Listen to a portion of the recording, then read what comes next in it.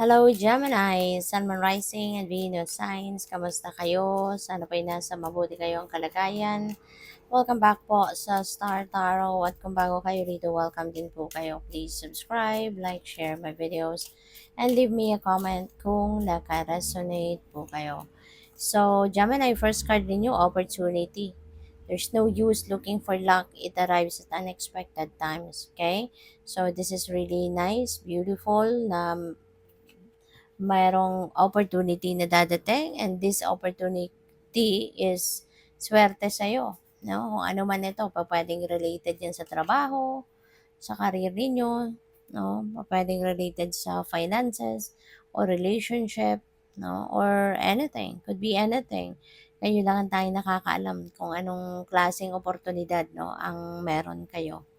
So we have retreat, never underestimate the healing power of a quiet moment. Okay? Kasi sa quietude, Gemini, ang daming realizations. Ang dami nating naiisip, ang daming mga bagay na naiisip natin, no, na nakakatulong sa atin, makakatulong sa atin. Kaya this is really, or this is such a beautiful time, no, na lalo-lalo na kung meron kang pagkakataon ngayon na mag-retreat ka, mag-meditate ka, mag-reflection ka, do it.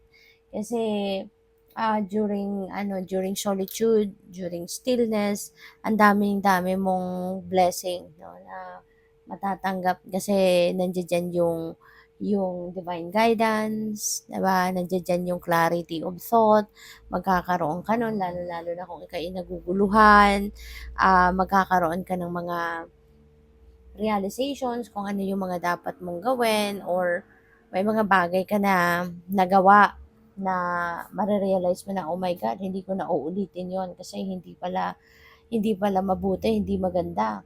Diba? And during retreat or during quietude, tsaka lang natin yon nare-realize. No? May mga bagay na doon lang natin naiisip. Kaya there is so much power, no, in quietude. Kaya never underestimate, 'di ba, the healing power of a quiet moment. Kasi marami tayong nadidiscover about ourselves, about sa mga nagawa natin sa buhay, mga ganon. So we have forgiveness. A crushed flower still gives off a sweet scent. Ayan. So, pwede, no, na nasaktan kayo in the past. Maaring may mga, alam mo yun, may mga nakapanakit ng inyong damdamin siguro recently or in the past. But now, uh, ano na kayo, nag-matured na talaga kayo, 'di ba? Marami na kayong lessons and wisdom na you have gained sa buhay, kaya hindi na mahirap para sa inyo ang magpatawad. Napakagaan na sa pakiramdam ninyo, mas matured na kasi kayo, 'di ba? Kaya hindi na mahirap para sa inyo ang pagpatawad. You are choosing love, no? Rather than mag-harbor ng sama ng loob, um, rather than mag-harbor ng resentments, 'di ba? Mas pinipili ninyo ang mag-project ng love, no? Mag-express ng pagmamahal. And when there is love, there is forgiveness, there is understanding, there is acceptance. Kaya ngayon, mas pipiliin na ninyong patawarin din ang sarili ninyo, and patawarin na din kung sino man na nakapanakit ng inyong damdamin. Diba? And kasi mas malaki, no, yung nangyayari. Mas malaki ang benefit natin kapag tayo yung nagpapatawad. Kasi kadalasan nagpapatawad tayo because we're doing ourselves a favor. No? Ginagawa natin yun para sa sarili natin, hindi para sa kanila. 'Di ba? Kasi kapag tayo nagpatawad, ibig sabihin nun, natanggap na natin ang naging sitwasyon, 'di ba? Pinapatawad na natin yung mga taong nagkasala sa atin para matanggal na yung tinik sa dibdib natin. Nagawa nila, 'di ba? Iniwan nila sa atin. Kaya, yun, that's really beautiful that you are choosing to forgive those people who have hurt you para na makapag-move on ka na sa buhay, maging genuinely happy ka na at makapagsimula ka na ng bagong chapter sa buhay mo na wala nang bigat sa dibdib, no? So, by the way, maraming salamat for subscribing. And if you haven't subscribed yet, subscribe na kayo. And also, maraming salamat din for not skipping the ads. Malaking bagay yan sa akin. And also, please click the join button sa baba ng video kung gusto niyo na mag-join kayo sa membership. Okay? Salamat po. So, what else? We have a blessing on a battle that cannot be avoided. Ayan. So, merong maaring may laban, no? May laban sa buhay na hindi mo na maiiwasan. Nandiyan ka na.